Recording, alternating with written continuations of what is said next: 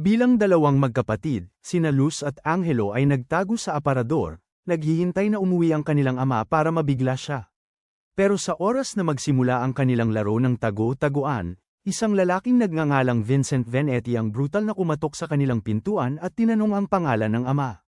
Pumasok si Vincent sa bahay ni Testa kasama ang dalawang ibang lalaki sa likod niya at sinabi niya na ang bukang liwayway ay nawala na. Inaasahan ni Testa ang gulo. Umakyat siya sa isang drawer, lihim na kumuha ng labaha, at itinago ito sa kanyang mga kamay. Kapag tinanong ni Testa si Vincent kung ang mga lalaki mula sa pamilya Orco ang nasa likod nito, isiniwalat niya na si Vincent mismo ang pumatay sa bukang liwayway at itinutok ang kanyang baril kay Testa, humihingi ng ledger. Nakikita ni Luz na unti-unting nagiging masalimuot ang sitwasyon at nagsimulang umiyak, pero pinatahimik siya ni Angelo at sinigurado na aalis din ang mga masamang tao. Sinabi ni Testa kay Vincent na maaari siyang magsaliksik upang malaman kung gaano karami ang napunta sa mga Galatios, pero nagalit si Vincent at humiling ng ledger mula kay Testa sa lugar, na sinagot niya na nasa bangko ito. Lumuhad si Elena at nanalangin kay Vincent na huwag gumawa ng anuman ng padalos-dalos, pero itinulak ni Vincent siya sa lupa kasama ang kanyang baril. Nang makita ito, tumakbo si Luz sa kanyang ina, nag-aalala para sa kanya. Si Testa, sa huling pagsisikap, ay kumuha ng kanyang kuwit na kutsilyo, sinaksak si Vincent sa kanyang kamay, at mabilis na ginupit ang kanyang mukha, na nag-iiwan ng mababaw na sugat. Ang mga tao ni Vincent ay pinaputukan si Testa ng maraming beses, pinatay siya.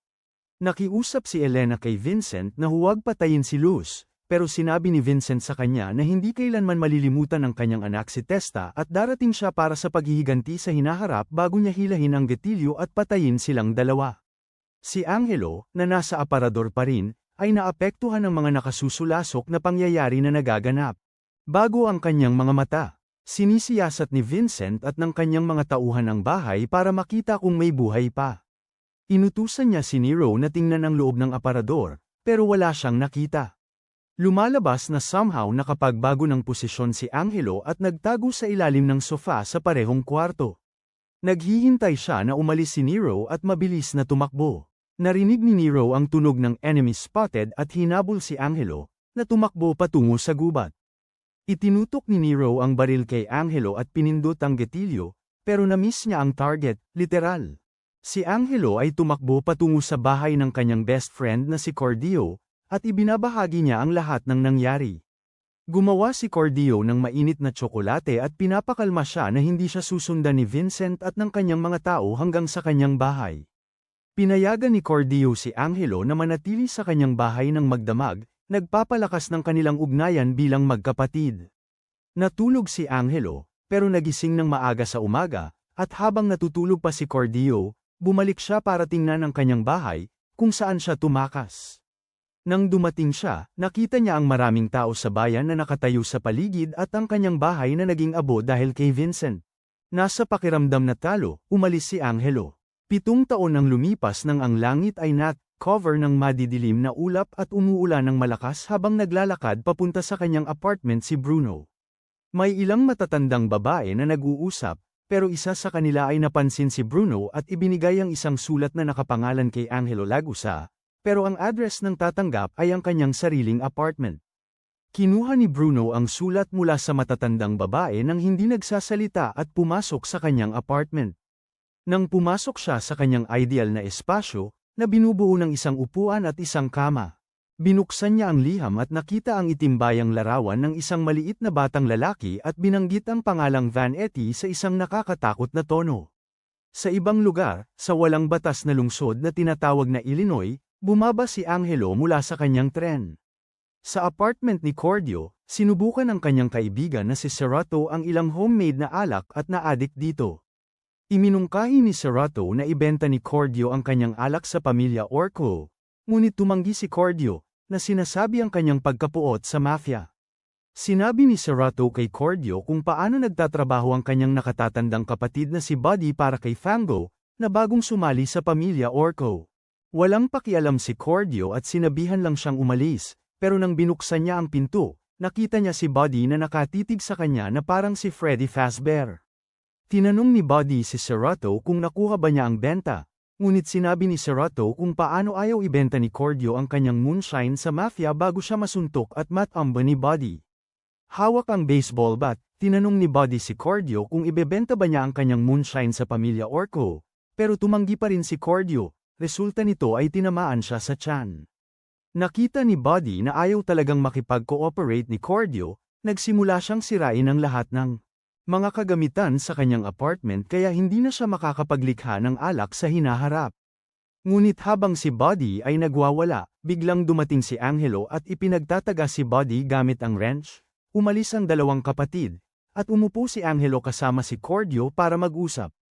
Binanggit ni Cordio na ang paggawa ng alak ay hindi kailanman naging gusto niyang gawin at ginagawa niya ito upang makapag-ipon ng pera para sa paaralan. Tinanong niya si Angelo kung saan siya naging sa nakaraang 7 taon, na sinagot ni Angelo na ang pangalan niya ngayon ay Avelio Bruno, na ipinaliwanag ang liham na natanggap niya mula sa matandang babae na nakatutok kay Angelo Lagusa. Tinanong ni Cordio si Angelo kung okay lang na bumalik siya sa bayan, pero nanatili siyang tahimik at tinanong si Cordio tungkol sa kanyang ina. Sumagot siya na sa kasamaang palad, namatay siya noong nakaraang tag-init. Nang malaman ito, sinabi ni Angelo na ngayon ay wala nang humaharang sa kanya, kaya tinanong niya si Cordio kung gusto niyang kumita kasama siya. Ipinaliwanag niya kay Cordio na gusto rin niyang ibenta ang kanyang alak sa pamilya, pero tumanggi siya. Pagkatapos ng kaunting pang-uudyok, sa pamamagitan ng emosyonal na pananakot na sila ay magkapatid, si Angelo. Sa huli ay hindi makilahok. Matagumpay na nahikayat ni Cordio na ibenta ang kanyang umiinom sa mafia. Nagmamaneho sina Angelo at Cordio sa isang sasakyan at nakakita ng isang simbahan na na-convert na sa isang speakeasy para magbenta ng umiinom sa isang sandbar na tinatawag na The Island. Iminungkahi ni Cordio na maaari nilang makuha ang magandang presyo para sa kanilang inumin doon dahil sa mga mayayamang kliyente na madalas bumisita sa establishmento. Sa loob ng simbahan, isang lalaking nakasuot ng suit ang nanghihikayat kay Grancia, ang may-ari ng speakeasy, natikman ng ilang alak na sinasabing inangkat. Samantala, isang lalaki na may kayumangging buhok sa bar ang nakikinig sa kanilang pag-uusap ngunit parang walang pakialam dito. Samantala, pumasok sina Angelo at Cordio sa speakeasy at ipinakita ang alak ni Cordio kay Grancia. Sa labas, lumapit ang isang lalaking may blonde na buhok sa isa pang lalaking nakaupo sa kanyang kotse, nagsasabing mayroong nagnakaw ng ilan sa kanilang alak at siya ay naghahanap dito. Itinanggi ng lalaki sa kotse na may alam siya tungkol sa pagnanakaw at tinanong kung ang lalaking may blonde na buhok ay kaanib sa pamilya Orco. Sinabi niyang oo at ipinakilala ang sarili bilang si Fango, isang malaking lalaking nakatayo sa likod ni Fango habang tinatanong ang lalaki sa kotse kung saan niya nakuha ang alak. Ang lalaki sa sasakyan ay nagtuturo pabalik, nag-uutos kung saan niya nakuha ito. Tinawag ni Fango ang lalaki na tapat at umatras. Pinapayagan ang matipunong lalaki sa likod niya na sipin ng lalaki sa sasakyan gamit ang brass knuckles.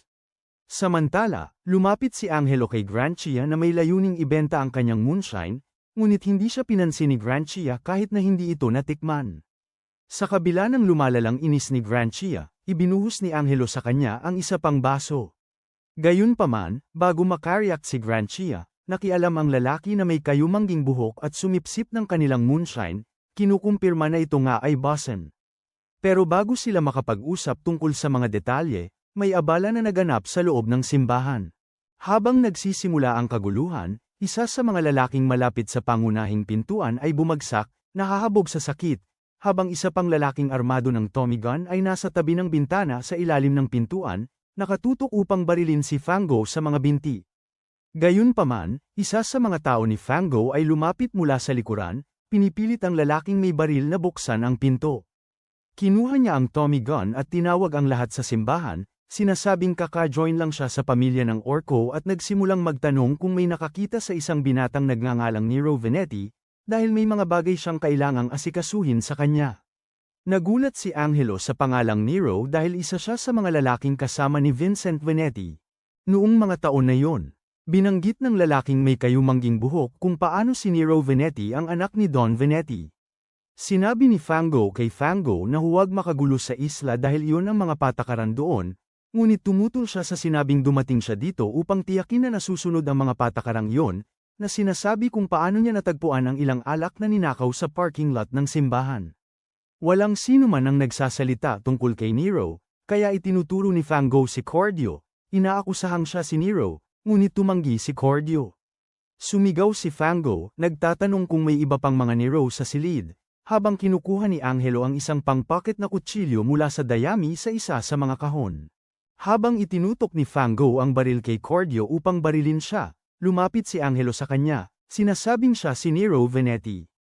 Lumapit si Angelo kay Fango na may mga kamay na nakataas sa pagsuko, ngunit sa isang mabilis na galaw, nakaiwas siya sa baril at inilagay ang kutsilyo sa leeg ni Fango. Gayunpaman, sa halip na sumunod, inutusan ni Fango si Serpent, ang kanyang tauhan, na hiwain ang leeg ni Cordio, kampante na hindi papatayin ni Angelo.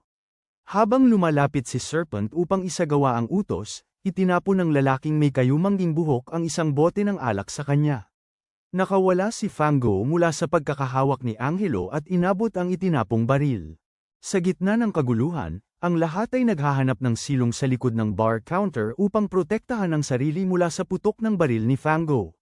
Sinabi ni Cordio sa lahat na ipagpatuloy ang pagtapon ng mga bote ng alak kay Fango, habang siya ay naghahanda ng isang nasusunog na halo ng paraffin sa isang bote, at sinabi sa lahat na magtakbuhan patungo sa selida habang itinataas ang bote. Binabaril ni Fango ang bote, na naging sanhi upang malaglag ang halo sa kanya at magsimula ng apoy, na nagpapahintulot sa kanilang apat na makalabas ng simbahan. Lumapit ang lalaking may brown na buhok sa kotse at nakita si Tiger na lubos na nabugbog. Nang buksan niya ang pintuan ng kotse, bigla siyang inatake gamit ang kutsilyo ng parehong lalaking naunang. Talo si Tiger. Sa kabutihang palad, nakaiwas ang lalaking may kayumangging buhok sa atake, at inasikaso ng lalaki sa puting suit ang natitira. Sa loob ng sasakyan, inalis ng lalaki sa puting suit ang kanyang peking bigete, na nagpapakita ng kanyang disguise. Tinitiyak ng lalaking may kayumangging buhok kina Angelo at Cordio na ang kanilang iligal na nasyonal ay dekalidad at magdadala ng magandang kita. Nang tanungin ni Angelo kung talagang nandoon si Nero sa simbahan, inalis ng lalaking may kayumangging buhok ang kanyang maskara, na ibinubunyag na siya si Nero Vanetti. Sa gitna ng gabi, habang nagmamaneho ng sasakyang puno ng alak, pinapaalalahanan ni Vano si Trunco na ang nalalapit na mga pulis na nagmamasid.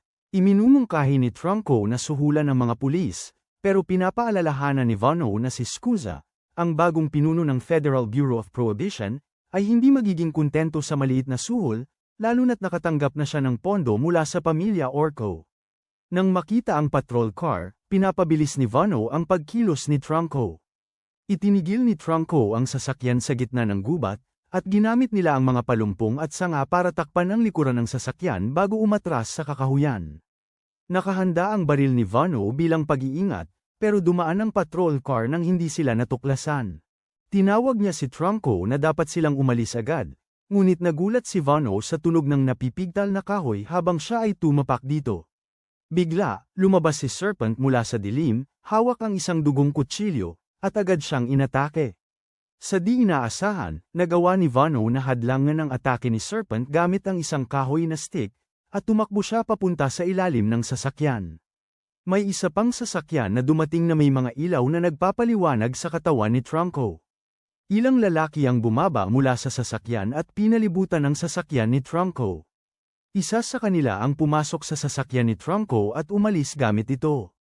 Wala nang pagpipilian, kumapit siya sa ilalim ng sasakyan, at nawala si Vano. Kasama ng kotse sa gabi. Kinabukasan, sa masayang okasyon ng kasal ni Fio Venetti kay Ronaldo Galaxes, pamangkin ni Don Galaxes, ang mga pagdiriwang ay nasa kasagsagan sa mansyon ng Venetti. Sa gitna ng selebrasyon, ibinabahagi ni Vano kay Nero kung paano siya matalino na nakatakas sa lugar sa pamamagitan ng pagdikit sa ilalim ng isang kotse. Si Angelo, gamit ang peking pangalan na Ilio Bruno, at si Cordio ay nagpakita sa kasal bilang mga panauhing imbitado. Ipinakita ni Angelo kay Nero ang 5 bote ng kanilang moonshine bilang regalo sa kasal, na buong galang na tinanggap ni Nero. Samantala, dumating si Barbero, isang pinagkakatiwalaang kasapi ng pamilya Venetti, at ipinaalam kay Nero na ang kanyang ama, si Vincent Venetti, ay humihiling ng kanyang presensya sa opisina niya. Ipinintroduce ni Nero si Barbero kay Angelo at Cordio bago siya umalis para makipagkita sa kanyang ama. Tinanong ni Vincent si Nero tungkol sa Venetti Playhouse, na dapat ay matatapos sa katapusan ng Hunyo ayon kay Nero. Binanggit ni Freight, ang nakababata ni Nero, kung paano ang Playhouse ay magdudulot ng lahat ng pamilya ng Orco, Veneti, at Galaxis na magkakasama sa isang lugar para sa lahat ng malalaking tao na magtipon-tipon.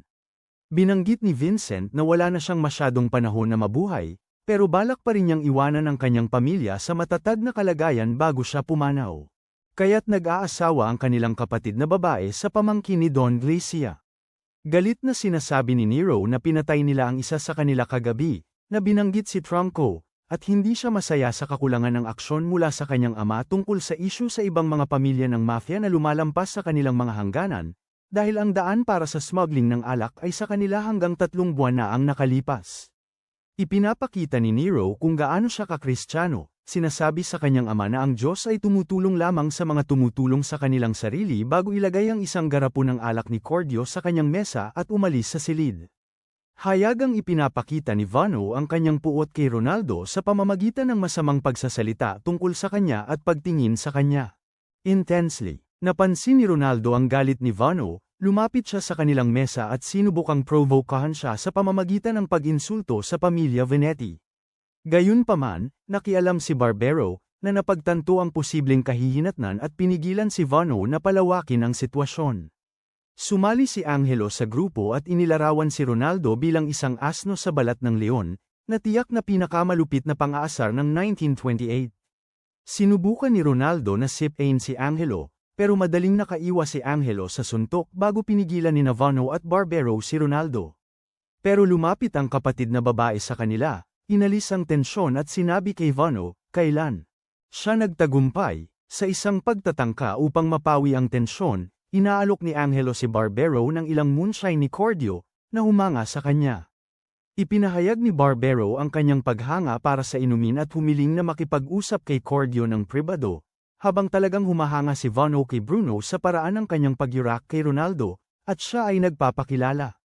Nakipagkamay si Vano at nagpakilala rin at sinabihang may masamang tingin na sigurado siyang magiging mabuti silang koponan. Naghanda si Nero ng pagkain para kina Vano, Tiger, Barbero, at sa sarili niya.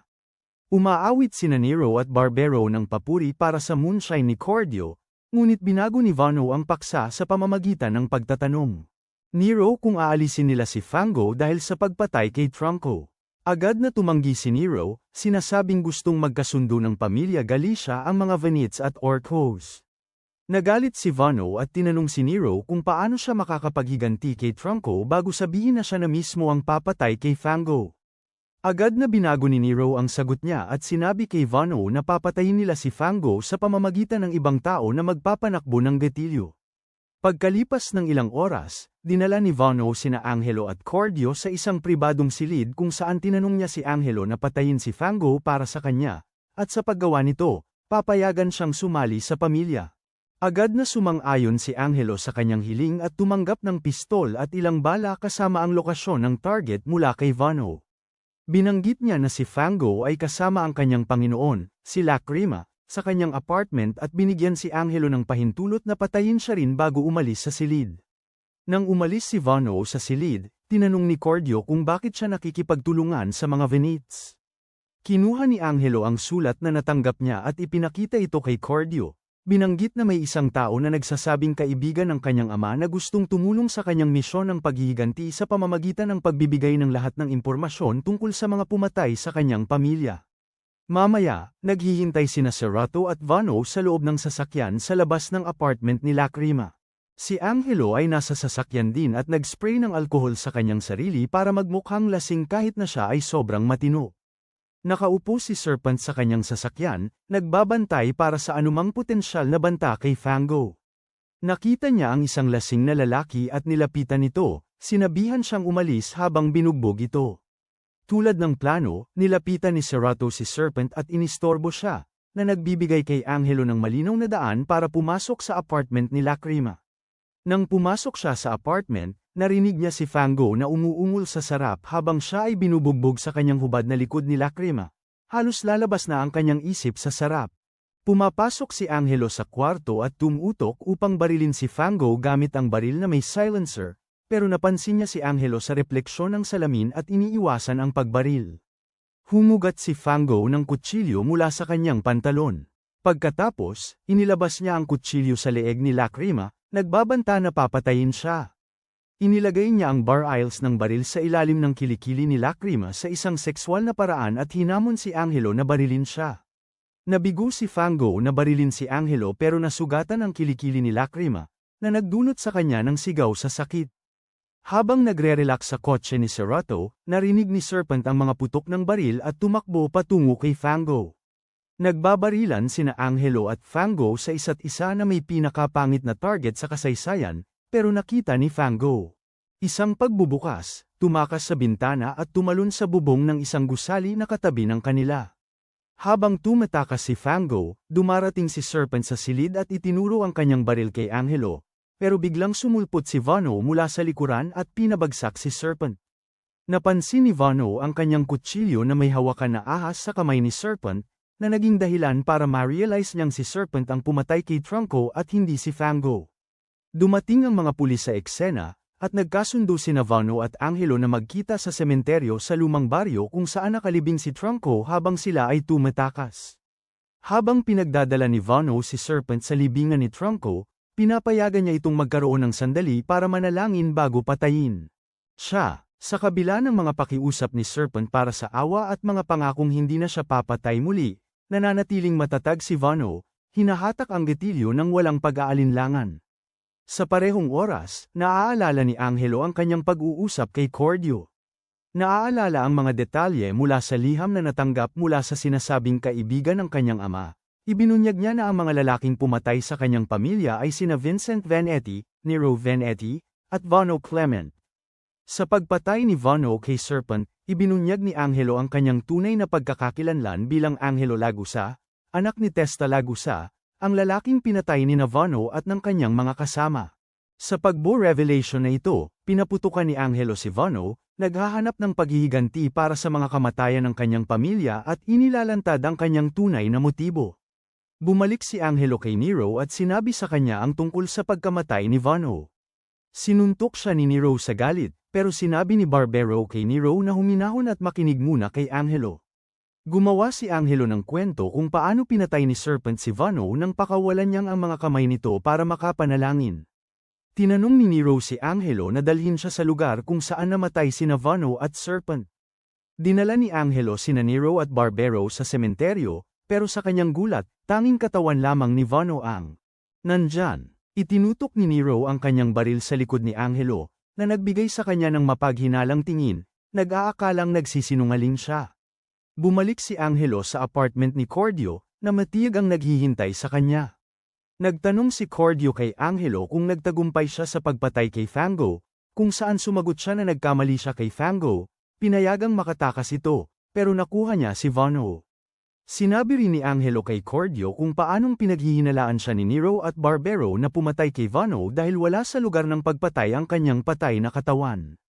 Nang tanungin ni Cordio si Angelo kung nasaan ang katawan ni Vano, sumagot siya sa tanong kung siya ang responsable. Sa likod ng pagkawala, binisita ni Cordio si Serrato sa kanyang bar at hinarap siya tungkol sa pagpatay kay Vano. Itinanggi niya ang anumang kinalaman sa pagkamatay ni Vano, ipinamamalas ang kanyang pagkalumbay. Nagsinungaling siya kay Serrato na inutusan si Bruno ni Nero na patayin siya, na nagdulot ng pangguguluhan kay Serrato. Nag-alok si Fango na tulungan si Serrato sa kanyang sitwasyon, sinasabing baka makatulong siya kung sabihin niya ang katotohanan. Sa ibang dako, umupo si Don Orco at ang kanyang mga tauhan para kumain ng lasagna, ngunit nang matikman nito, nag-iba ang mukha ni Don Orco sa pagkadismaya at pinagbaboyan nito. Inuutusan ng kanyang mga tauhan na dapat nilang unawain. Angkop, lumabas si Fango sa mesa, ipinapakita ang kanyang pangit na mga paa, at sinabihan si Don Orco kung paano may sinubukan siyang patayin kagabi, itinuturo ang kanyang hinala sa mga Venites. Nagsimula siyang magmungkahi na dapat simulan ng pamilya Orco ang digmaan sa kanila, ngunit sinabi ni Don Orco kay Fango na nais ng pamilya Galasha na magkasundo ang mga Orco at Venites at na ang pagsisimula ng digmaan ay hindi dapat pag-isipan. Naiinis si Fango pero tinanong si Don Orco kung nakita na niya si Serpent na sinagot niya na hindi. Sa bar, umamin si Serato kay Cordio na nasa labas siya ng apartment ni Fango na may Bruno at Vano, pero wala siyang kinalaman sa pagkamatay ni Vano. Binanggit din niya kung paano niya nakita si Vano na umalis sa apartment kasama ang katawan ni Serpent bago nagmaneho papuntang sementeryo, kung saan sinundan siya ni Serato sa taxi. Pagdating sa sementeryo, narinig niya ang ilang putok ng baril at nakita silang pareho ni Serpent at Vano na patay sa lupa. Sinasabi nilang pareho nilang pinatay ang isa't isa. Sinabi ni Serato kay Cordio kung paano siya naging makasarili bago siya tinutukan ng baril ni Angelo, na nagtatago sa kanyang bar. Sa wakas, umamin si Serato na kinuha niya ang patay na katawan ni Serpent at ibinente ito kay Scusa, ang bagong pinuno ng federal na koanihan ng bawal na gamot. Humihingi si Angelo kay Serato na dalhin siya sa lugar kung saan naroon ang katawan ni Serpiente. Upang patunayan ang kanyang kawalang sala, dinala ni Bruno sina Nero at ang kanyang mga tao sa lugar kung saan naroon ang katawan ni Serpiente. Sa opisina ni Vincent, nanakot si Scusa sa kanya sa pagsasabi kung paano kinidnap at pinatay ng isang miyembro ng pamilyang Venetti ang isang miyembro ng pamilyang Orco, na kabaligtaran ng nais ng pamilyang Galicia. Pagkatapos, sinabi ni Scusa kay Vincent na hawak niya ang katawan ni Serpiente at nag-alok na ibenta ito.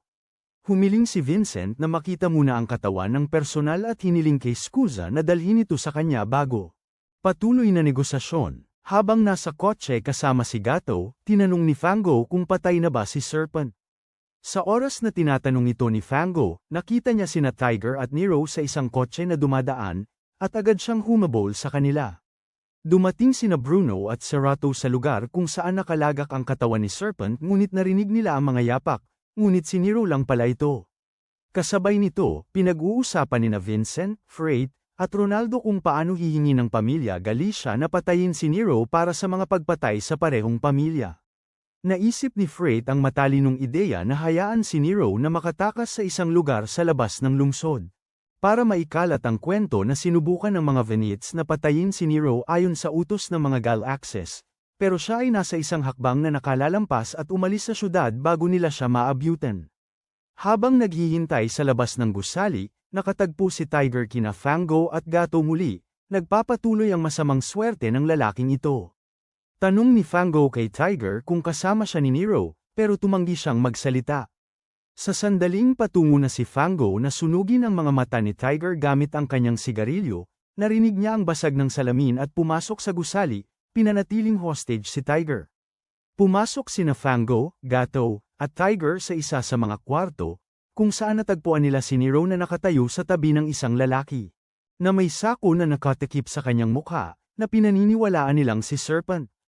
Iminungkahi ni Fango kay Nero na dapat silang magpalitan ng mga hostages, at unti-unti nilang ibinaba ang kanilang mga baril. Nagsimulang maglakad ang parehong hostages, ngunit nakaramdam si Fango na may kakaiba sa hitsura ni Serpent. Naglabas si Fango ng mini pistol mula sa kanyang pantalon at nag-target na barilin si Serpent, subalit tinadya kanya ang baril sa hangin at sinikap siyang saksakin ng kutsilyo. Ngunit nagawa ni Fango na ipagtanggol ang sarili laban kay Serpent, at pagkatapos ay inalis ang sako sa kanyang mukha, na nagpapakita na siya ay si Bruno, na nararapat. Isang Oscar para sa kanyang pag-arte kanina. Ibinigay ni Serato kay Nero ang kanyang baril at tumakas kasama si Tiger. Habang tumatakas si Bruno sa bintana, tinamaan ni Nero si Gato sa kanyang braso bago rin tumakas.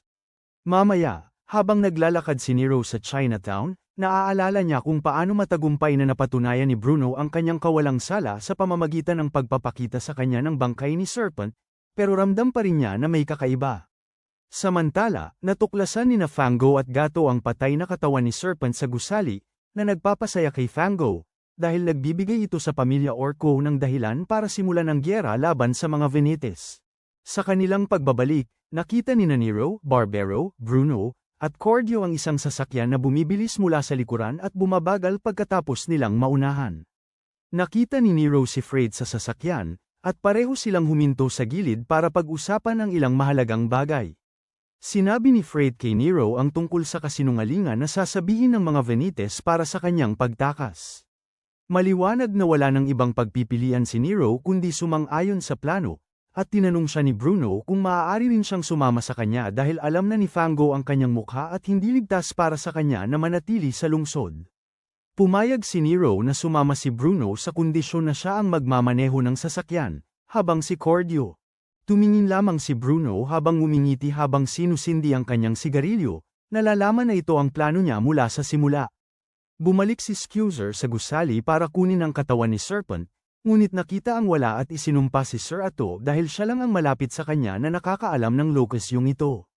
Nagdaos ang Vanitas ng libing para kay Fano sa susunod na araw. Dumalo rin sina Bruno at Nero sa libing habang nagtatago sa likod ng isang puno mula sa malayo. Sinabi ni Nero kay Bruno na umalis na, at sa sandaling umalis siya, bumagsak si Nero sa kanyang mga tuhod, umiiyak para sa kanyang kapatid. Pagkatapos, umalis sila sa kanilang paglalakbay sa labas ng lungsod. Sabay nito, isang lalaking nakasot na itim ang tumawag ng numero at ipinagbigay alam sa isang maskuladong lalaki na may balbas ang tungkol sa 2 tao na nais niyang patayin. Lumipas ang 1 linggo simula nang magsimula si Nero at Angelo na maglakbay sa labas ng lungsod. Sinabi ni Nero kay Angelo na magmaneho ng mas mabilis, ngunit tumanggi si Angelo, sinabing baka may matamaan na naman siya. Nagreklamo si Nero na nagugutom siya at sinubukang pasiglahin ang sitwasyon sa pamamagitan ng pagsisid ng gas. Ang lalaking may balbas na inutusan para patayin si Nero at Angelo ay nakatayo sa gilid ng daan, nakasuot ng mga damit na Mexicano at nagtatangkang humingi ng sakay sa kanila. Ngunit dumaan lang sila at nag-spray ng putik sa kanya at sa kanyang aso. Tumigil sina Angelo at Nero sa Guinness Diner para sa almusal na pancake.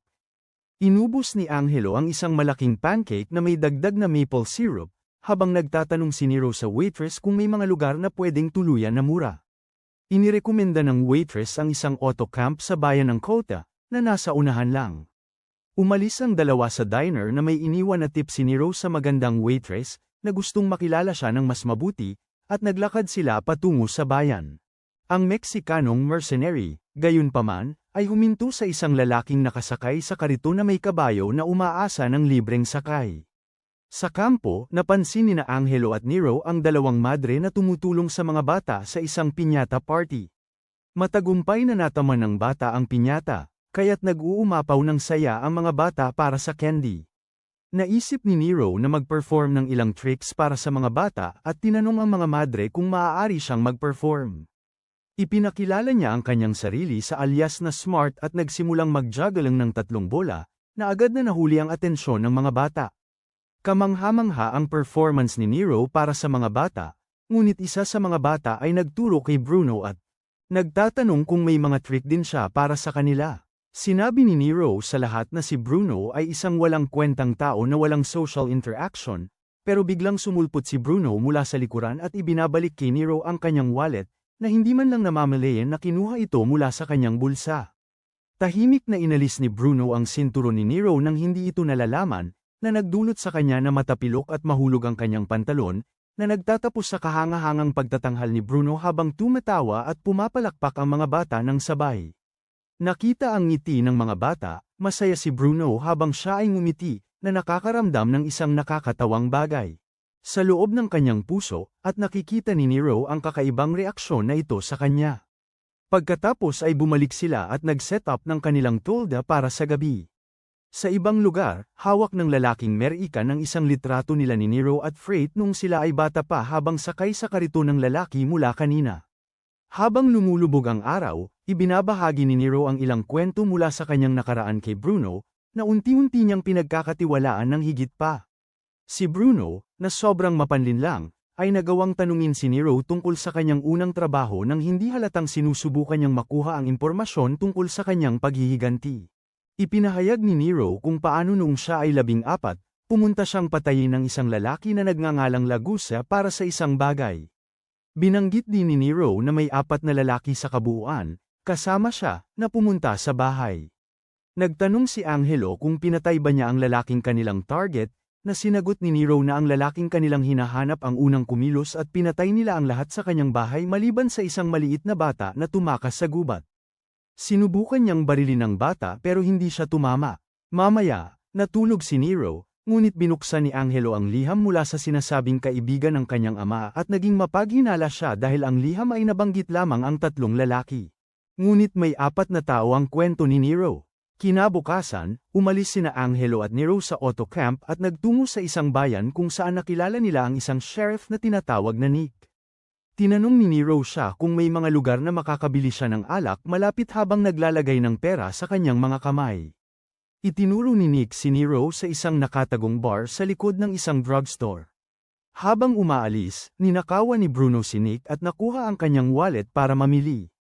Sa daan, ipinaalam ni Fred kay Nero na may pinadala si Orko na tao para patayin siya at dapat siyang mag-ingat sa mga malalaki at mas muscular na lalaki. Habang nakaupo siya sa bar, umorder si Nero ng isa pang inumin ngunit naubusan siya ng pera at nakatingin sa isang bar aisles, nag-iisip ng isang plano. Nakakarating ang Meksikano sa parehong bayan ng kanyang mga target ngunit nahahadlangan siya ni Nick.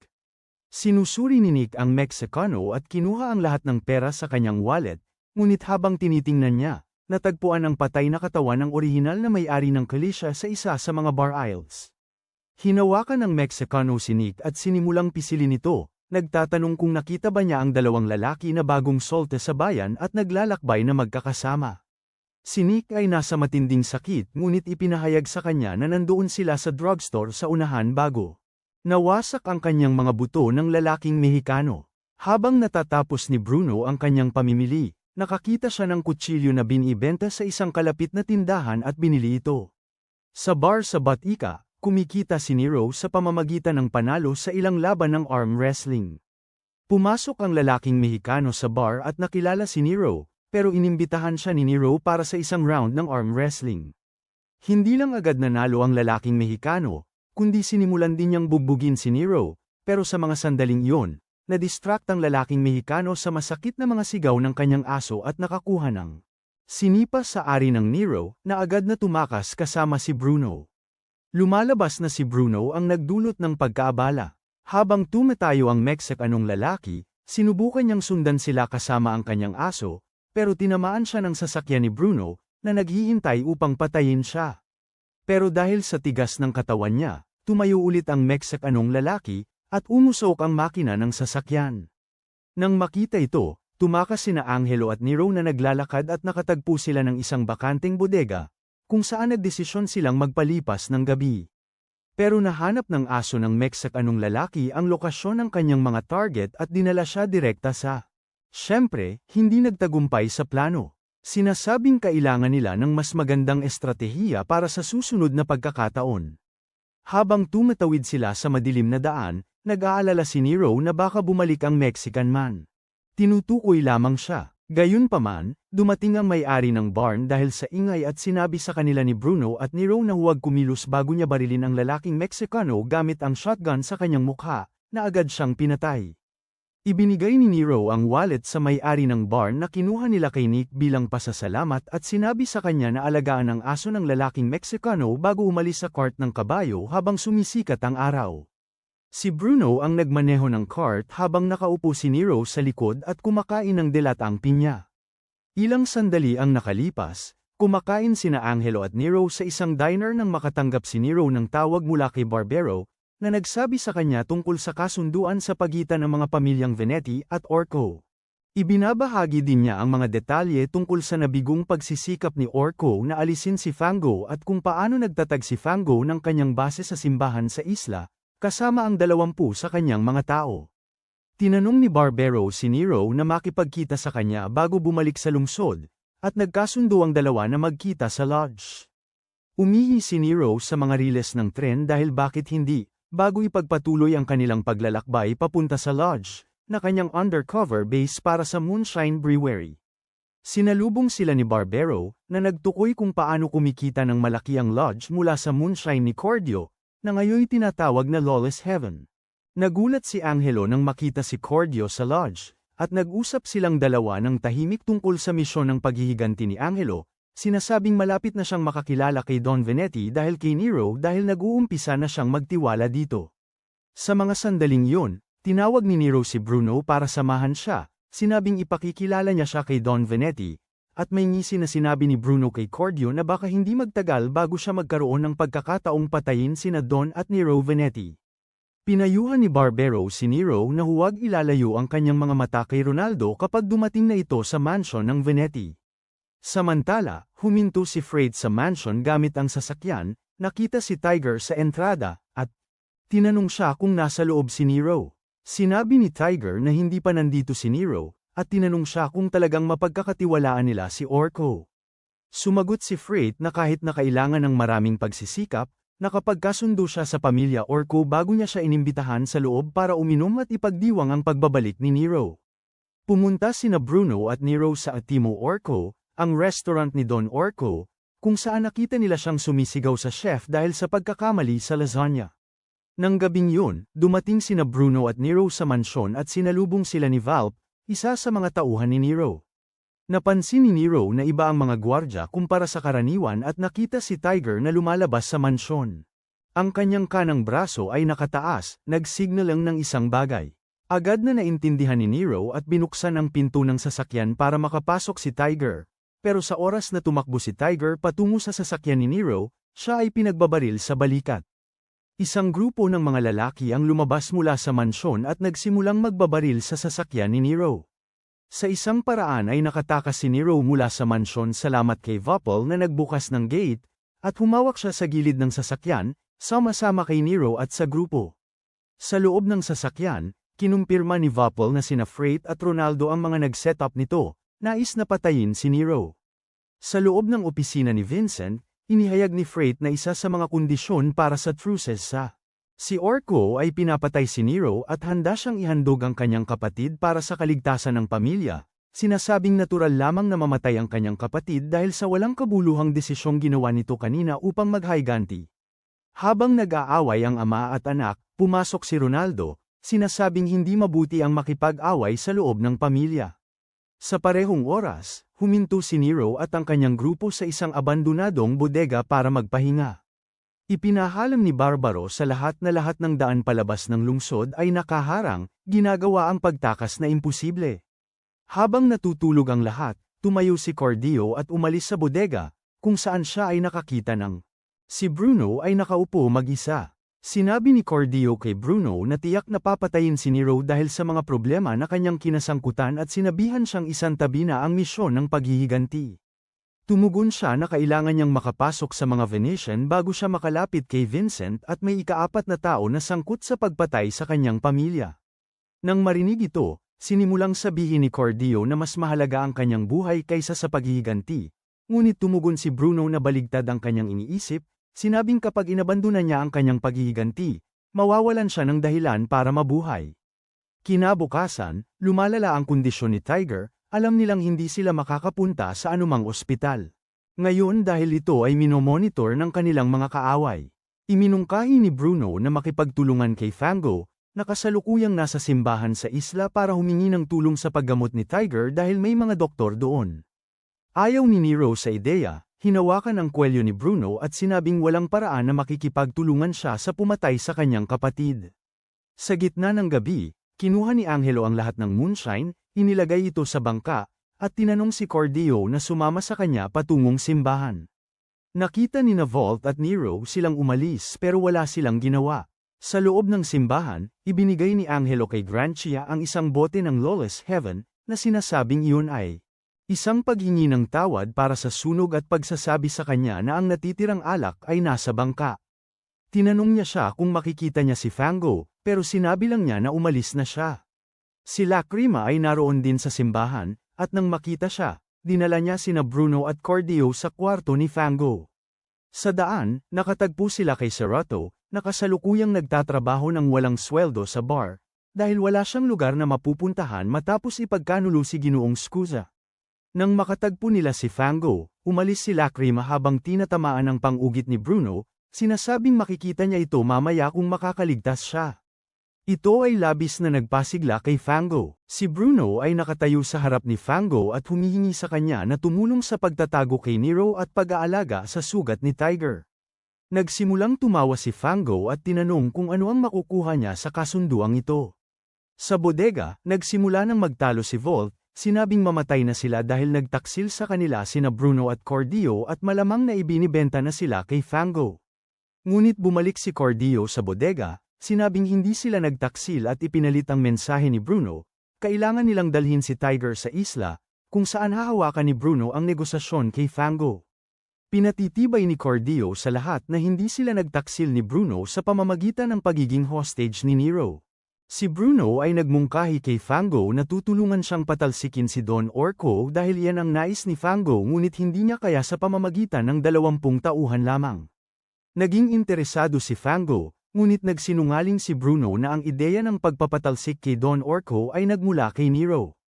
Sa pagsasabi nito, nakakatiyak siya sa kaligtasan ni Nero kapag siya ay dumating sa simbahan, kahit na wala namang balak si Nero na patalsikin si Orco. Dumating si Nero at ang kanyang mga tauhan sa simbahan, kung saan sinabi niya kay Fango na tutulungan siya sa pagpatay kay Don Orco. Sumama sina Great at Ronaldo kay Don Orco para mag-inuman sa kanyang restaurant, kung saan hiniling niya ang pagmamay-ari ng lodge at ng kanyang moonshine kapag patay na si Nero. Kinabukasan, inannounce ni Vapol na mabubuhay si Tiger, at ibinulgar ni Bruno ang kanyang perpektong plano para patayin si Don Orco, pero kailangan niyang maging maingat bago humingi kay Vapol na kunan siya ng manok. Nag-suit up sina Bruno at Nero at pumunta sa Atimo Orco upang pag-usapan ang mga bagay kasama ang mismong tao. Humarap si Don Orco kay Nero at komentaryo ang kanyang kumpiyansa mula nang siya ay dumaan upang makita siya ng personal. Pinasalamatan ni Don Orco sina Bruno at Nero ng lasagna at whiskey bilang kanilang huling pagkain, habang sinasabi si Nero kung paanong sinira niya ang magandang relasyon sa pagitan ng mga pamilyang Orco at Venetti. Ihinuhulog ni Don Orco kay Nero ang isang baso ng pinakamagandang whiskey na mayroon siya. Ngunit ibinuhos ni Nero ito sa mesa matapos malanghap ng isang lagok, pinuno ang sarili ng walang batas na langit at inubos ang buong baso. Pagkatapos, nagbuhos si Nero ng isang baso para kay Don Orco, na iniubos ito at natagpuan itong masarap. Ginamit ni Nero ito bilang kapalit laban kay Don Orco at inalok na ibigay ang kanyang buong pabrika ng serbesa kapalit ng isang lugar na mapagtataguan. Pumunta sina Bruno at Nero sa lodging kasama si Don Orco, na nagpadala kay Corvo, ang kanyang nasasakupan. Kasama si Nero sa loob ng lodge para siguraduhing ligtas ito. Habang pumasok si Nero kasama si Corvo, nananatili si Bruno sa likod kasama si Don Orco, na nagtatanong sa kanya kung siya ang nagtipid kay Fango. Sumagot si Bruno na oo, at sinabi ni Don Orco kay Bruno na umaasa siyang mamatay si Fango. Tinanong ni Bruno si Don Orco kung siya ang nagpadala ng liham, pero tila wala itong alam tungkol dito. Hiniling ni Bruno kay Don Orco na gamitin siya para makamit ang kanyang mga layunin, pero hindi ito pumayag. Pagkatapos, umamin si Bruno at sinabi kay Orco na ang totoo niyang pangalan ay Bruno Lagusa, hindi Ovilio. Bruno, at ang kanyang ama, si Testil Lagusa, ay pinatay ni Vincent Venetti. Tinawag ni Corvo si Don Orco sa loob ng lodge, kinukumpirma na ligtas ito. Nakagapos ang mga kamay ni na Bruno at Nero, pero nagpour si Nero ng tig-isang baso ng walang batas na langit para ipagdiwang ang kanilang bagong samahan. Sa oras na nagpour si Nero ng baso kay Don Orco, narinig niya ang isang bagay mula sa kinaroroonan ng mga bar aisles. Binabaril ni Corvo ang mga bar aisles isa-isa para matiyak na wala itong laman kundi ang iligal na alak. Ang walang batas na langit ay nagsimulang tumagas mula sa lahat ng mga bar aisles maliban sa isa, na tinawag ni Nero na walang laman. Mula sa walang laman na bar aisles, tumalon si Volpe at nagsimulang magbaril sa mga tauhan ni Orco. Pinatay ang lahat ng mga ito maliban sa dalawa. Sinamantala ni Bruno ang pagkakataon na makahanap ng baril at itinutok ito kay Nero, sinasabi sa kanya na matagal na siyang naghihintay para sa pagkakataong ito bago siya barilin sa dibdib ng 2 beses. Nagsimulang hamupa ang mga bagay sa lodge, at pinuri ni Don Orco si Bruno sa pagkuha ng paghihiganti para sa kanyang ama. Sinabi ni Corvo kay Don Orco na huwag pagkatiwalaan si Bruno, ngunit inutusan pa rin siyang i-unlock si Bruno. Nagbuhos si Bruno kay Corvo, kay Don Orco, at sa kanyang sarili ng ligaya na walang batas, at ang tatlo ay nagtangkat ang kanilang baso para mag-toast. Lahat sila ay umiinom ng iligal na alak, at si Don Orco ay nagsasalita tungkol sa kung paano niya kayang labanan ang pamilya Galosha sa sandaling magsimula na siyang magbenta ng walang batas na langit. Di nagtagal pagkatapos uminom ng iligal na alak, nakaramdam ng pagkahilo sina Corvo at Don Orco. Napagtanto ni Don Orco na may mali at nahulog siya sa lupa. Sa sandaling nasa bingit siya ng pagdilim, nakita niya ang mukha ni Nero na nagmamatsyag sa kanya.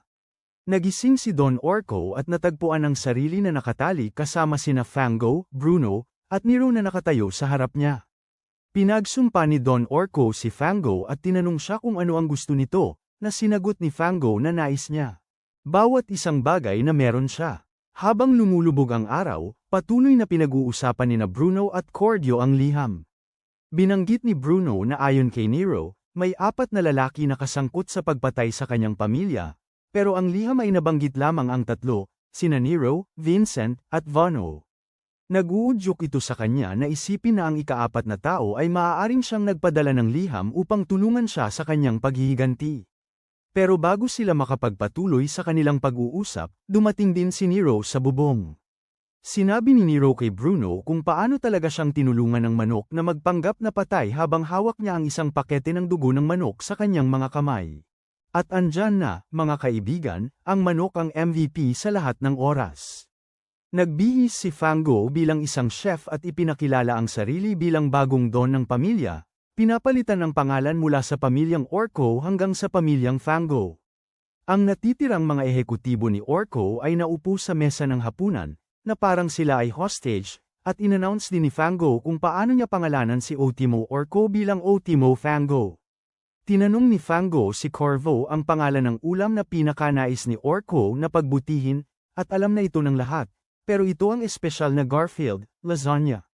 Dumating sina Lacrima at Serato sa mesa at nagsilbi ng lasagna sa lahat ng ehekutibo, na nag-atubiling tikman ito. Pinipilit ni Fango si Corvo na siya ang unang tumikim ng lasagna, at sa gulat ng lahat, natagpuan niyang masarap ito.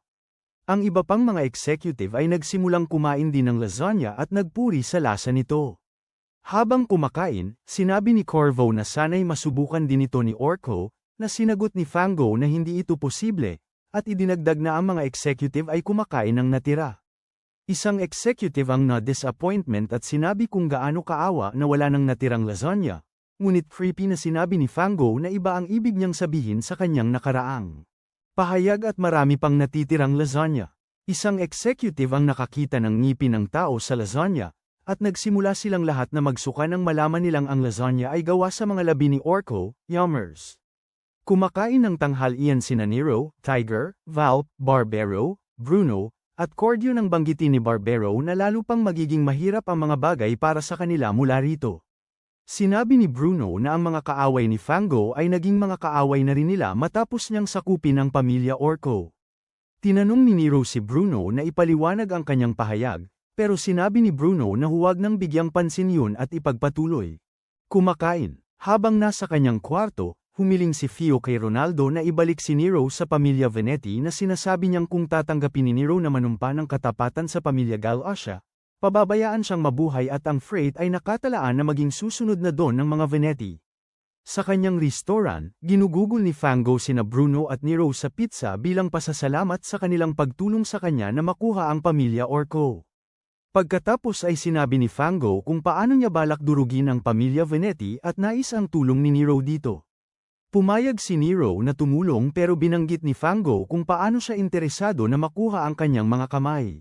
Sa Lawless Heaven habang umaalis ang kanyang dalawang bisita. Sa sasakyan, pinag-uusapan ni Bruno at Nero kung paano gusto ni Fango na sa kanya lamang ang Lawless Heaven at napapatayin sila kapag hindi na sila kapaki-pakinabang. Pumasok si Ronaldo sa silid ni Freight at nakita siyang nasa nakababagbag na kalagayan.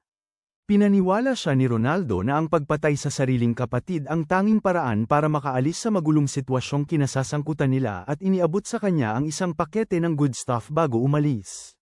Pumunta si Nero sa isang bar para ibenta ang Lawless Heaven at nakasalubong si Uncle Ganso na nagsabi sa kanya na tapusin na ang alitan nila ni Freight at bumalik sa pamilya.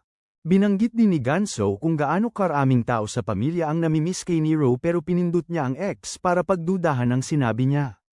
Sa opisina ni Vincent, nag-usap sina Ronaldo at Freight tungkol sa kung paano si Nero ay nagdudulot ng labis na problema at gusto ni Don Golasso na si Freight ang maging susunod na don ng mga Venets. Ang pressure ay nagpauwi kay Freight at sinabi niya ngayon ay patayan na o mapatay. Pero ipinahayag ni Ganso na labis siyang laban sa pag-aaway ng dalawang magkapatid.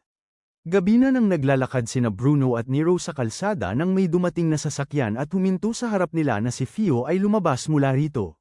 Nero at Freight ay nakaupo sa isang mesa nang dumating si Fio na may dalang sopas na sibuyas at sumama sa kanila. Agad siyang nagpasimula at ipinaabot ang kanyang nais na bumalik ang pamilya sa dati nitong kalagayan. Sinasalungat ni Nero at Freight ang isa't isa at ayaw magbago. Sinabi ni Nero na nais niyang unahin ang karangalan ng mga Venets ngunit ipinakita ni Freight na okay lang sa kanya na gawing mga puppet ng mga Galatias ang mga Venets para sa kanilang kaligtasan. Uminit ang sitwasyon at sumigaw si Freight na babalik lahat sa dati kung mamatay si Nero na ikinagalit ni Fio, kaya sinampal niya si Freight at humiling kay Nero na pag-usapan ang mga bagay kasama si Ronaldo. Si Fio ay napaiyak at umalis si Nero. Sinabi ni Nero kay Bruno na susubukan niyang maayos ang mga bagay kay Ronaldo pero sinabi ni Bruno na hindi ito posible at binanggit na mayroon siyang nakababatang kapatid na katulad ni Freight na makikilala ni Nero sa lalong madaling panahon. Sa pagkawala ni Nero, lumapit si Bruno kay Valp at humingi ng tulong para sa isang bagay na may kinalaman kay Nero. Sumagot si Valp ng oo, na handa siyang gumawa ng kahit ano para kay Nero. Kinabukasan, umalis sila Ronaldo at Freight sa mansyon ng Venetti para sa simbahan sa linggo. Sa sasakyan, sinabi ni Ronaldo kay Freight na plano ni Nero na makipagkita sa kanya sa susunod na linggo para talakayin mga bagay at pinatitiyak si Freight na ito ay magiging daan niya upang maging bagong don ng pamilyang Venetti.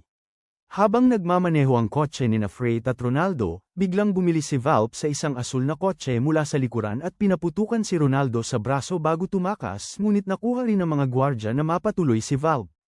Nasa kotse rin si Bruno kasama si Valp at sinabihan siyang itigil ang kotse para maagapan ang pagdurugo niya. Huminto si Valp sa gubat at pinaputukan siya ni Bruno sa dibdib bago ibangga ang kotse sa puno, na nagmumukhang parang namatay si Valp sa isang aksidente. Nakita ni Freight ang katawan ni Valp sa nabanggang kotse at naging determinado na patayin si Nero. Ayhang ng mga Venites ang katawan ni Valp sa gilid ng isang tulay upang makita ni Nero at ang balita tungkol sa lumalalang alitan sa pagitan ng mga kapatid ay kumakalat na parang apoy dahil sa media. Mas lalong nag-aalala si Freight tungkol sa sitwasyon at nagmungkahi na umalis si Ronaldo sa lungsod pero sumigaw si Ronaldo sa kanya, sinabing maging lalaki siya bago inihagis sa kanya ang ilang pakete ng cocaine. Habang nag-aayos si Fio ng kanyang buhok, pumasok si Ronaldo sa silid at sinabi sa kanya na makikinig siya kay Nero. Pinipilit siya ni Ronaldo sa pamamagitan ng pagsasabi na ang kanilang anak ang magiging dahilan upang matapos ang alitan at hiniling na tawagan si Nero upang ipaalam sa kanya na siya ay buntis kay Ronaldo. Bata, tinawag ni Fio si Nero para tingnan siya. Habang hinihintay ni Fio at Ronaldo si Nero, narinig nila ang katok sa pinto na nagmula kay Bruno na nagsabi sa dalawa na maantala si Nero. Ibinigay ni Bruno kay Fio ang isang palumpo ng bulaklak na may maliit na sulat na Nakzizi. Binasa ni Fio ang sulat habang nag-uusap sina Bruno at Ronaldo tungkol sa pagdating ni Nero. Agad na umalis si Bruno at binuksan ni Ronaldo ang kanyang drawer para itago ang baril sa kanyang pantalon. Tinanong ni Fio si Ronaldo kung papatayin ba niya si Nero na kanyang kinumpirma sa isang tila paikot-ikot na paraan. Nang hawakan niya ang ulo ni Fio, pinaputukan siya nito sa katawan ng 2 beses gamit ang revolver. Pumasok sina Bruno at Nero sa silid ni Freight at handa na ang 2 kapatid na ayusin ang mga bagay ng tuluyan. Inirekomenda ni Nero na umalis si Freight sa lungsod upang makapagpahinga, ngunit nagsimula nang umiyak si Freight at nagsalita tungkol sa kung paano siya palaging nasa likod ni Nero mula pa noong kanilang pagkabata. Napansin ni Bruno ang isang bagay at inangat ang libro mula sa mesa ni Freight na nagbunyag ng isang ganap na punong-puno ng revolver sa ilalim nito. Ibinigay ni Bruno ang baril pabalik kay Freight at sinabi sa 2 magkapatid na ayusin ang mga bagay bago umalis sa silid.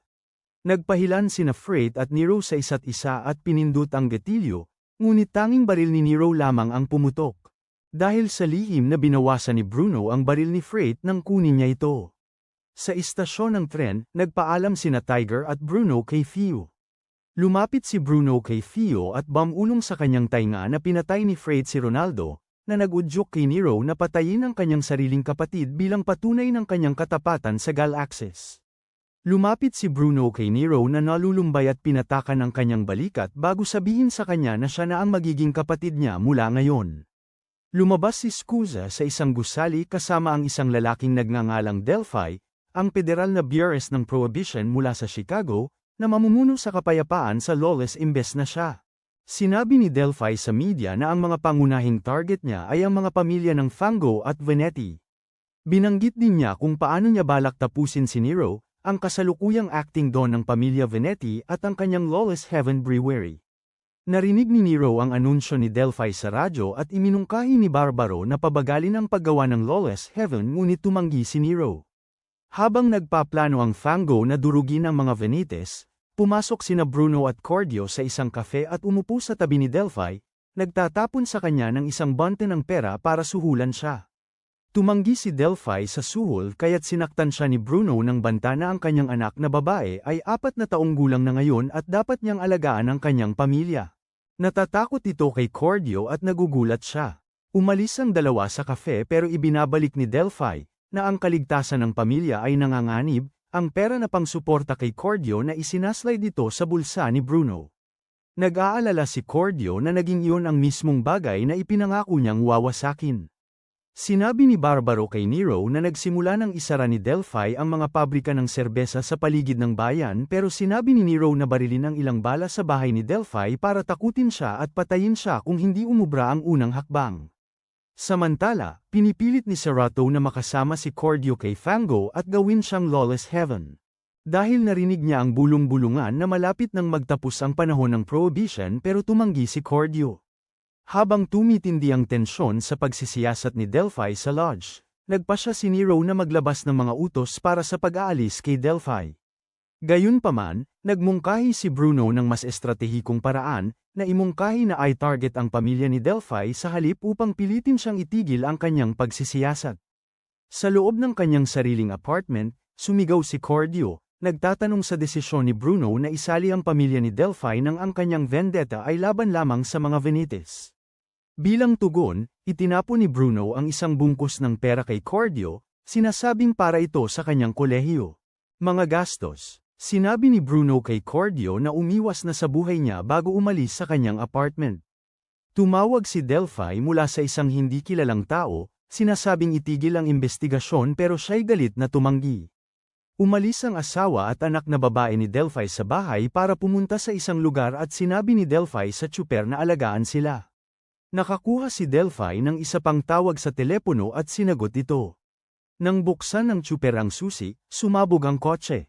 Agad na sumugod si Delphi at tumitig sa nasusunog na kotse ngunit sa kabutihang palad, hindi nasaktan ang kanyang asawa at anak dahil hindi sila pumasok sa kotse. Masasabi na hindi na mag-iimbestiga ang aking tao pagkatapos noon. Nakakuha si Fango ng tawag mula sa isang tao na nagbigay sa kanya ng mga napaka-interesanteng impormasyon. Pumunta sina Bruno, Nero, at Barbero sa Venetti Playhouse para magdesisyon kung anong kulay ng carpet ang gagamitin dito. Habang umaalis ang tatlo mula sa playhouse, nakatagpo sila ng isang pamilyar na lalaki na nagmamadaling pumunta sa kanila, na nagsasabing siya ay tagahanga ni Nero. Habang sinusubukan ni Barbero na itaboy ang lalaki, napansin ni Bruno ang dalawang lalaki na naglalagay ng bala sa kanilang mga baril at pinaalam ito kay Nero at Barbero. Bigla, nagpasabog ng putok ang dalawang lalaki, ngunit dahil sa babala ni Bruno, nakaiwas sina Nero at Barbero sa mga bala. Habang ang tagahanga ay puno ng butas, bumalik si Bruno ng putok sa mga umaatake, pero sila nakapag-escape gamit ang isang kotse. Napagtanto ng lahat na may nag-leak ng impormasyon kay Fango na gustong patayin si Nero. Nagbigay ng mga utos si Nero upang hanapin ang Suzy impostor. Sa madaling araw, nakaupo si Cordio sa isang kotse kasama sina Fango at Serato. Lumabas na si Cordio ang nag-leak ng impormasyon kay Fango at ngayon ay takot sa mga kahihinatnan. Pinapakalma ni Fango si Cordio at pinag-uusapan kung paano niya wawasakin ang mga Venites at gagamitin ang alak ni Cordio para kumita ng malaki. Habang nagtatrabaho si Cordio sa lodge, dumating si Barbero para ipaalam sa kanya na si Nero at ang kanyang mga tauhan hindi makakapunta sa lodge ng ilang panahon. Binanggit din ni Barbero na lahat ay suspect na traidor, kasama siya. Tinitiyak ni Cordio kay Barbero na aalagaan niya ang lodge at umalis na papunta sa trabaho. Tumalikod si Cordio para makita si Barbero na nakatingin sa kanya na parang may alam. Habang naglalakad pa uwi si Cordio, nakita niya si Gato na nakatingin sa kanya mula sa loob ng kanyang sasakyan. Kinabukasan, napansin ni Bruno na medyo kakaiba ang pag-uugali ni Cordio. Sa simbahan, ipinaalam ni Lacrima kay Fango na may hindi pangkaraniwang bisita na dumating upang makipagkita sa kanya.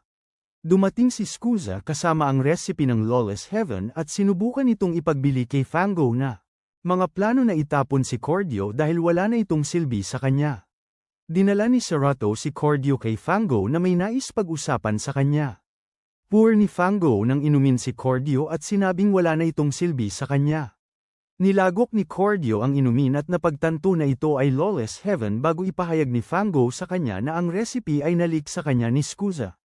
Kinuha ni Fango ang isang golf club at nagmamaneho papalapit kay Cordio, na nadapa sa walang buhay na katawan ni Scusa na may buzzer sa utak mula kay Fango.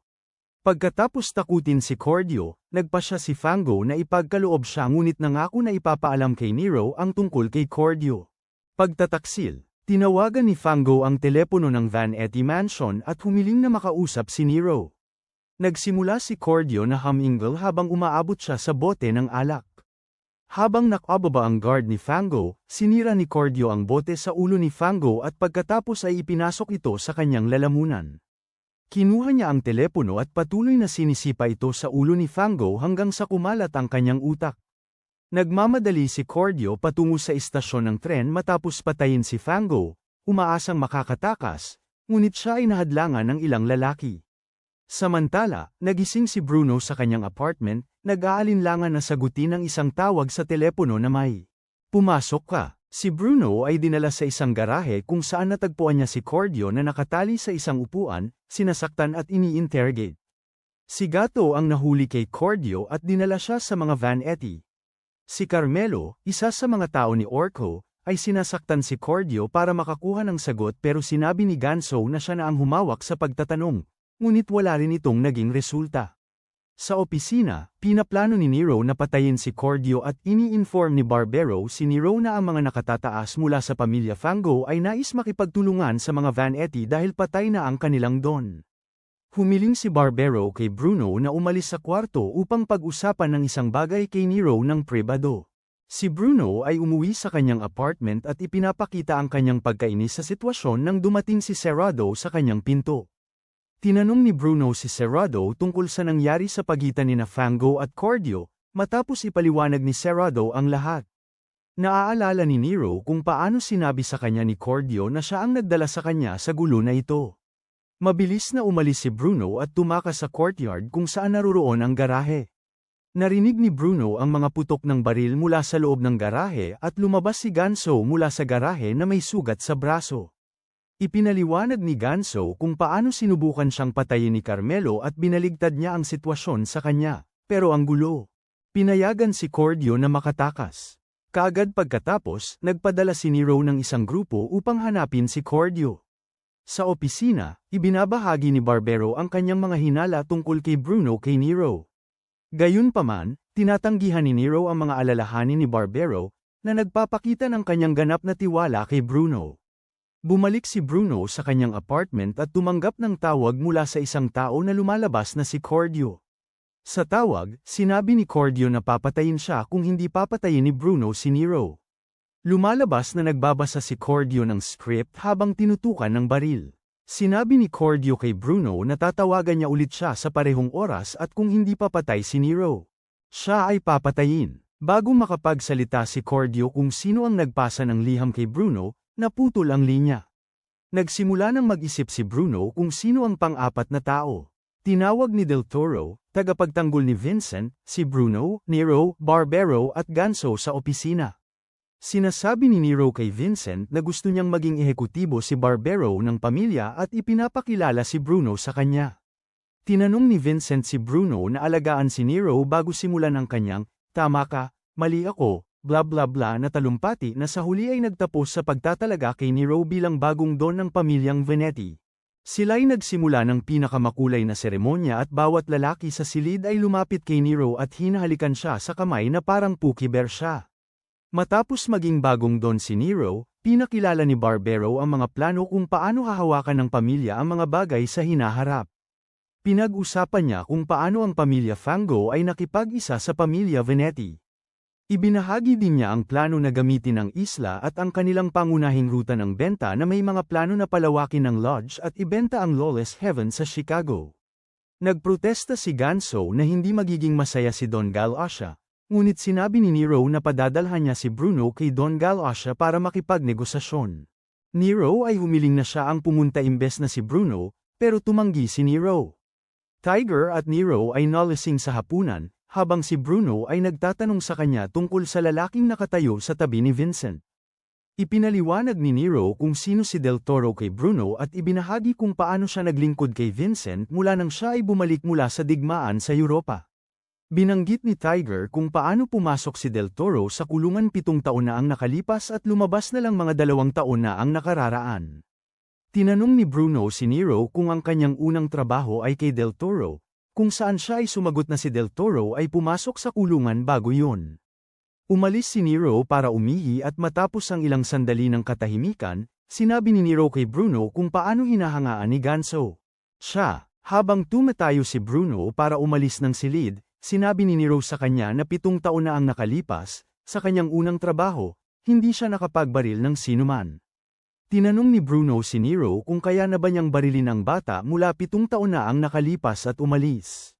Pumunta si Bruno sa bar ni Serato at ibinigay ang isang bagay sa kanya bago nagpatuloy sa isang bahay, kung saan kumatok siya sa pinto habang may hawak na baril. Binuksan ni Ganso ang pinto at tinanong ni Bruno tungkol sa liham. Kumpirmado ni Nero na siya ang nagpadala nito, tinawag si Bruno sa kanyang tunay na pangalan sa halip na sa kanyang palayaw na Avelio Bruno. Habang sumasakay si Bruno sa bangka papuntang Chicago, nakita niya si Tiger na nakatingin sa kanya ng may pagdududa. Ang dalawa sa kanila ay nag-usap tungkol sa kanyang biyahe at kay Cordio bago umakyat si Bruno sa bangka at umalis. Pagkatapos ng ilang distansya ng bangka, biglang tumambad si Cordio sa likod ni Bruno na pumuri sa kanyang sombrero. Sa opisina, nag-ulat si Tiger kay Nero na wala si Cordio sa pantalan at umalis si Bruno patungong Chicago mag-isa. Sinabi ni Nero kay Barbero na huwag maniwala kay Bruno, pero hindi siya tumigil. Si Ganso, na naroon din sa opisina, ay nag-iisip tungkol sa kapanahunan nang pumunta si Bruno sa kanyang bahay. Matapos pumasok si Bruno sa kanyang bahay, tinanong niya si Ganso kung bakit niya siya pinadalhan ng sulat na may pangalan ng mamamatay tao na sinagot naman niya na gusto niya ang lahat ng magandang alak, mga babae at ang buong-buo ng Lawless para sa kanyang sarili at iniisip ni Vincent na patay na ang anak ni Testa na nakatakas. Sinabi ni Bruno kay Ganso na maaari niyang patayin si Nero anumang oras, ngunit kailangan niya ang tulong ni Ganso para sa pagtutok kay Vincent. Sinabi ni Bruno na kailangan din ni Ganso ang kanyang suporta upang makamit ang sarili nitong layunin. Hiniling niya kay Ganso na pakawalan si Cordio, nangangako na babalik matapos masiguro ang kanyang kaligtasan. Nang tanungin ni Ganso ang tungkol sa mga magiging kahihinatnan ng pagtanggi sa hiling ni Bruno, inihayag ni Bruno na ibinigay niya ang liham na sinulat ni Ganso sa isang tao. Kung mangyari man ang masama kay Bruno, ang liham ay ipapadala kay Nero, na ibubulgar ang orihinal na nagpadala nito.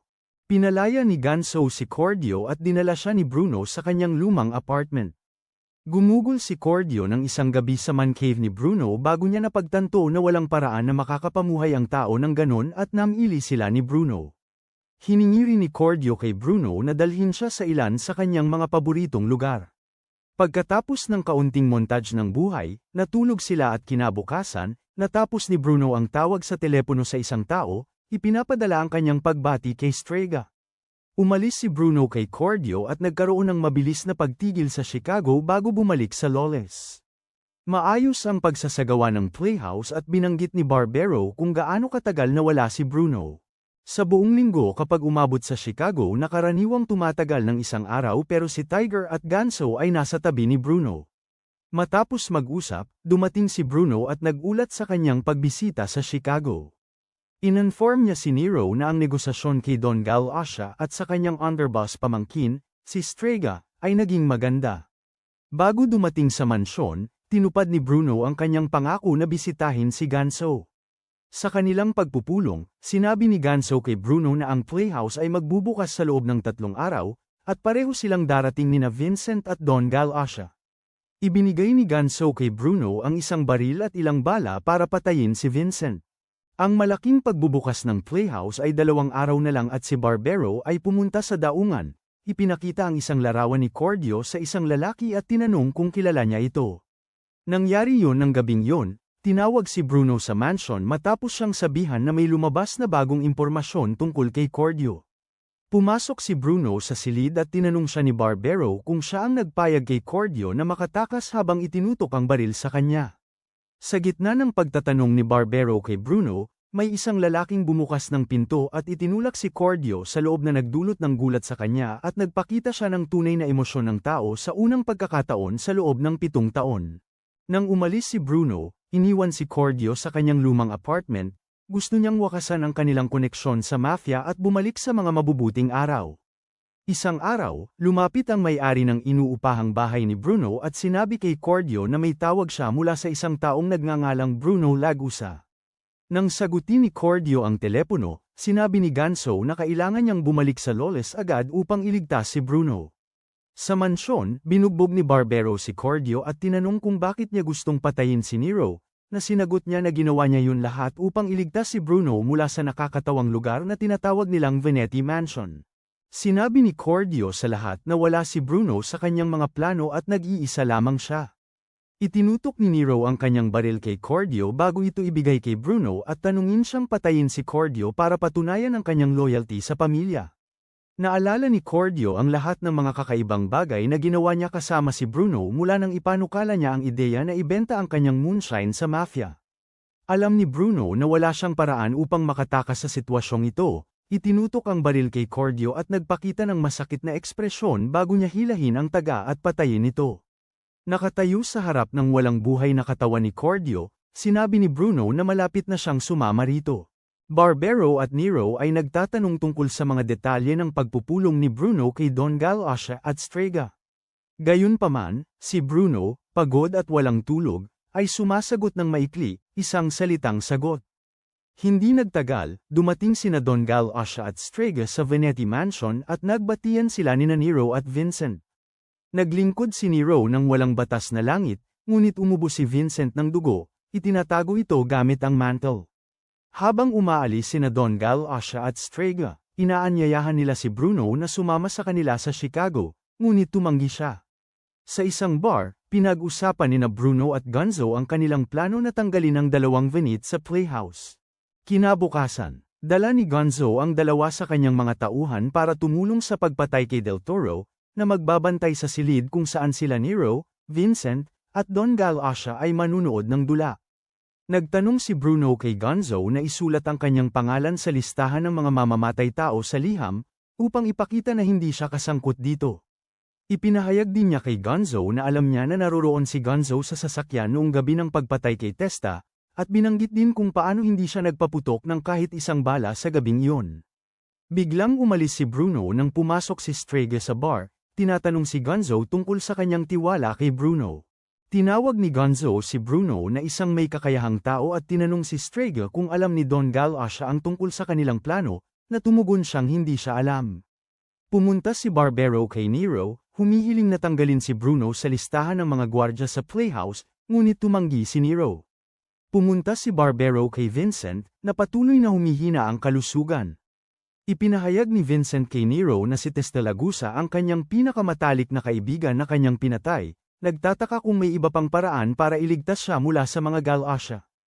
Ang schizophrenia ni Bruno ay umuusbong nang ibuhos niya ang 2 baso ng batas na walang langit at nagsimulang makipag-usap sa alaala ni Cordio tungkol sa kanyang kwento ng paghihiganti na sa wakas ay natatapos na. Ito ang malaking pagbubukas ng playhouse. Nagpakita sina Nero, Vincent, Don Galosha, at lahat ng iba pa sa playhouse. Ang mga lalaki ng pamilya Galosha ay nagdala ng mga machine gun at nagkalat sa bawat sulok ng playhouse upang tiyakin ang kaligtasan ng kanilang don.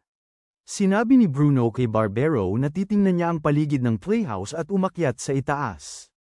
Nakatingin ang mga tao ni Gonzo kay Del Toro at inatake siya ng walang tao sa paligid.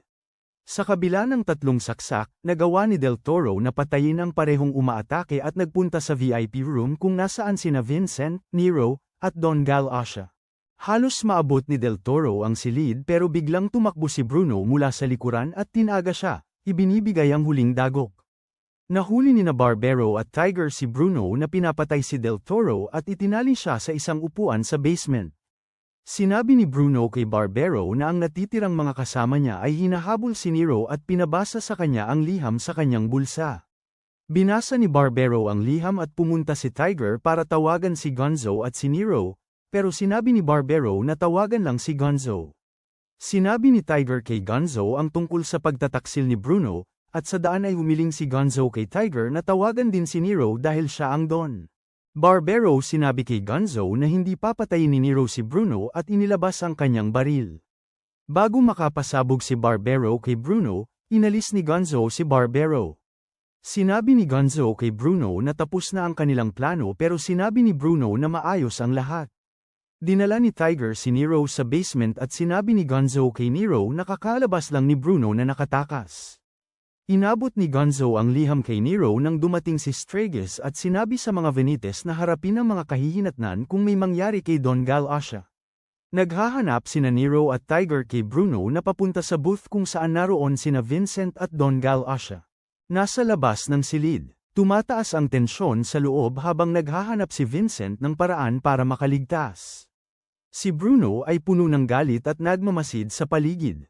Nakikita ni Don Gal-Asha ang pagbagsak ng mga Veneti at nagtatangkang makahanap ng solusyon.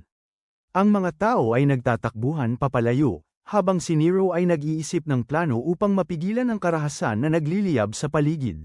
Nagsusumikap na hanapin si Bruno. Nakita ni Nero si Bruno na nawawala sa tao nang makita niya si Vincent na nakahiga sa lupa, umuubo ng maraming dugo. Nagmamadali si Nero papunta sa kanyang ama na nagsasabing tapos na ang lahat at ang lahat ng kanilang ginawa ay walang kabuluhan, bago siya namatay. Niyayakap ni Nero ang walang buhay na katawan ng kanyang ama habang ang galit ay dumadaloy sa bawat hibla ng kanyang pagkatao. Nagkukubli si Bruno sa isang madilim na lambak at nawala ng malay ngunit natagpuan siya ni Strega.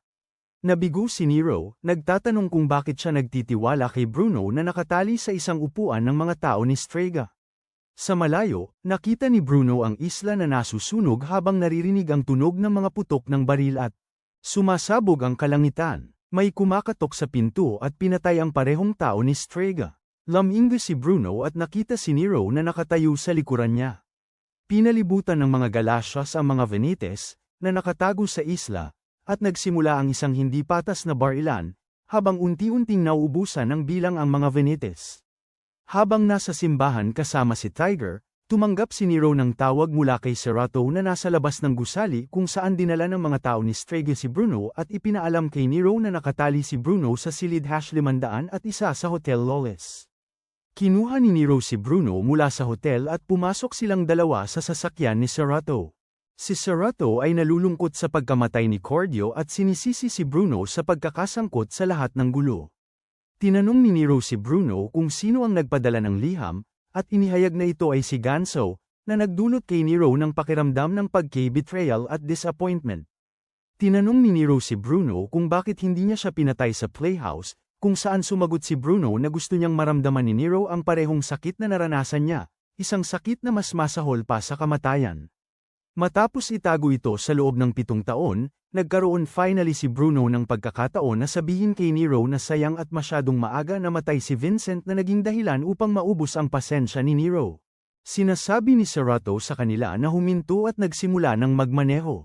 Sa isla, nagplano si Tiger at ang kanyang mga tao na makaligtas kay Loles sa pamamagitan ng bangka, pero nakita sila ng mga Gal-Asha na pinapaputok ang bawat isa sa kanila bago pa man sila makasakay sa bangka. Kinabukasan, tumigil si Serato sa isang gasolinahan at umalis sa sasakyan para kumuha ng agahan mula sa tindahan. Ginamit ni Nero ang pagkakataon na iwan si Serato at umalis sa kanyang sasakyan. Sa panaginip ni Bruno, nakita niyang umiiral ang mga alon sa baybayin at nagising siya ng ilang sandali pagkatapos at natagpuan ang sarili sa isang kama na may sugat sa kanyang tagiliran na inaalagaan. Dumating si Strega at tinanong si Bruno kung bakit niya pinatay si Don Gal-Asha na sinagot naman niya na ito ay naging kapaki-pakinabang dahil pinatay ng mga Venetian ang kanyang pamilya. Tinanong ni Bruno si Strega kung bakit siya iniligtas nito na ang sagot ay gusto niyang pasalamatan si Bruno dahil siya ang naging bagong Don matapos ang pagkamatay ni Don Gal-Asha. Sinabi ni Strega kay Bruno na tumakas ang mga Venetian sa isla matapos siyang mawalan ng malay at sinabihan siyang kumita ng kanyang kalayaan sa pamamagitan ng pagpatay sa isang tiyak na tao sa isla, pero sinabi ni Bruno kay Strega na wala na siyang pakialam dito. Sa kasalukuyan, huminto si Nero sa isang diner para kumuha ng makakain habang si Bruno ay nakaupo sa tapat. Sa kanya na may nakatali ang mga kamay. Tinapos ni Nero ang kanyang pagkain at ibinigay kay Bruno ang isang pakete ng sigarilyo habang siya ay naninigarilyo rin. Huminto si Nero sa sasakyan at tumingin sa mapa para sa mga direksyon, ngunit sinabihan siya ni Bruno na kumuha sa kanan na patungo sa karagatan. Tinanong ni Bruno si Nero kung nakapunta na siya sa dagat at sumagot itong hindi pa bago sumunod sa mga direksyon ni Bruno. Nagkampo silang dalawa sa gubat at binigyan ni Nero si Bruno ng alak bago itanong kung bakit hindi siya umalis sa lungsod. Sinagot siya ni Bruno na gusto niyang makita kung paano maglalaro ang kanyang paghihiganti. Tinanong ni Nero siya kung nasiyahan siya ngunit sinabi ni Bruno na akala niya makakanggite siya ng dahilan. Mabuhay sa sandaling naghiganti siya sa mga pumatay sa kanyang pamilya, pero walang nangyari. Ang sagot ni Bruno ay nagalit kay Nero na itinulak siya sa puno at sinuntok siya habang tinatanong kung bakit hindi siya nito pinatay. Nagsimula nang umiyak si Bruno at sumigaw kay Nero na sinasabing dapat siyang pinatay nito noong gabing yun 7 taon na ang nakalipas. Naalala ni Nero kung paano niya nakita ang anak ni Testa na tumakbo palabas ng bahay at kung paano siya nag-atubiling barilin ito habang tumatakbo papasok sa gubat.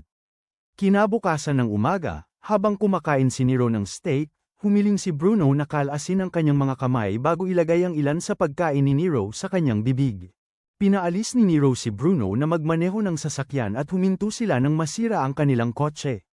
Matapos ang mahabang biyahe, finally silang nakarating sa isang maulap na dalampasigan. Sinabi ni Nero kay Bruno na hindi kailangang may dahilan para mabuhay, basta't nabubuhay. Naglakad si Bruno nang mauna kay Nero at sinabi sa kanya na ang dahilan kung bakit hindi niya siya pinatay ay dahil ayaw niya itong patayin. Huminto si Nero pero patuloy sa paglakad si Bruno. Kinuha ni Nero ang kanyang revolver, itinutok ito sa likod ni Bruno at nagpapaputok. Nagmaneho si Nero pabalik kasama ang isang lata ng pinya sa passenger seat at ngumisi. Ang mga alon ng karagatan ay naghuhugas ng kanilang mga yapak sa buhangin, na wala ng bakas na iniwan.